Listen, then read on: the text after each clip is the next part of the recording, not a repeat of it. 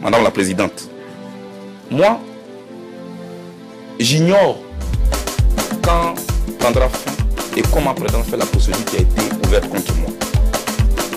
Mais, Madame, elle nous donne au moins la possibilité, le procureur et moi, de nous trouver face à face, pour que nous nous parlions. Preuve contre preuve. Je ne parle pas de commentaires. Et ce n'est pas l'expert indépendant qu'on a présenté, dont je parlerai tout à l'heure, Jorobi et puis Fab, qui dira le contraire.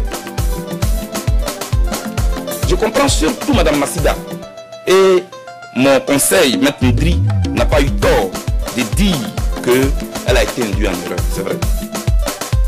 Parce qu'ici, à l'ouverture, on nous a présenté un expert indépendant de justice. Un juriste indépendant.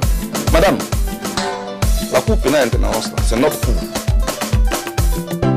C'est notre cour de justice à nous tous. Il n'y a pas les bons et les mauvais. Il n'y a pas les gentils et les méchants. Quand on vient ici, on dit que les gens sont indépendants, il faut que cela soit prouvé. Parce que c'est le monde entier qui nous regarde. Et cette cour doit être respectée. Quand on prête serment pour dire qu'on est indépendant, on doit être vraiment indépendant.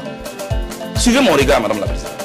Jorobi et puis Fab, qu'on a présenté ici comme un indépendant.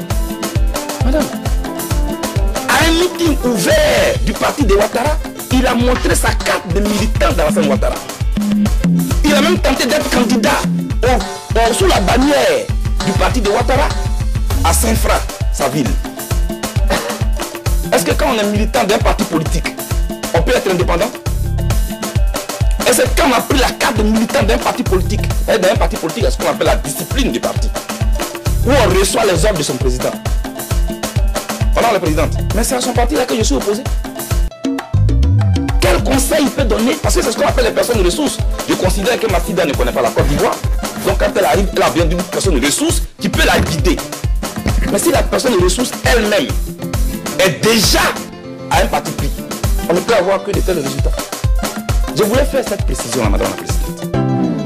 Je voulais rappeler à Madame Massida les victimes du commando invisible, les victimes d'Ano Kouakouté, ces populations sans défense, Madame, qui ont fui la mort pour aller se cacher dans des églises et dans des camps de réfugiés, mais que hélas, la mort a rattrapé. Imbibé d'essence, incendié par le commandant invisible. Le procureur n'a pas encore vu ça. À Abobo, à Abidjan. C'est comme ça que les gens fuyaient à Abobo pour aller vers Yopougon. Et c'est comme ça que les gens ont fait les barrages pour se protéger. On appelle ça l'instinct de conservation. Même les propres témoins du procureur l'ont affirmé. Eux, partisans de Ouattara, ont dit qu'ils ont érigé des barricades autour de la mosquée d'Oukouré pour se protéger. Donc cela répondait aussi au monde de Blé Goudé. Demandez au procureur. Malheureusement, les représentants des victimes ont déjà choisi leurs victimes. Allez-y à Abidjan, pas à l'hôtel Ivoire, pas au Pullman Hotel, pas au Golf Hotel. Allez-y dans les confins de la Côte d'Ivoire, vous allez voir. Près de 1000 guerriers ont été ensevelis dans une fosse commune. Et les droits de l'homme dont vous citez les rapports ici. Vous n'avez pas vu ces rapports aussi?